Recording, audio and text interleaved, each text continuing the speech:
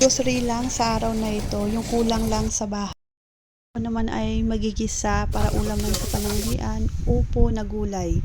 Simpleng luto lang sa upo, walang giniling, walang hibi. Ang ilalagay ko lang, simple lang, sibuyas, kamatis, bawang, yun lang. Lalagyan ko lang siya ng asin, paminta at saka kalahating nor cubes. Ito ang ulam namin ngayong pananghalian at papartneran ko lang ito ng tinapang tamban. Haluin ko lang yan, tapos lalagyan ko yan ng dalawang ceiling green para naman mabango siya. Tapos, pakuluan na lang konti, tapos yun na, luto na. Tapos nito, saka ko naman ipiprito yung tinapang tamban. Dito ako sa labas nagluto kasi wala kasi bitana ang loob ng bahay namin, kaya medyo matapang kasi ang amoy nito. Ngayon, tapos na, luto na yung ulam namin para sa pananghalian. Salamat sa panonood. Thank you for watching.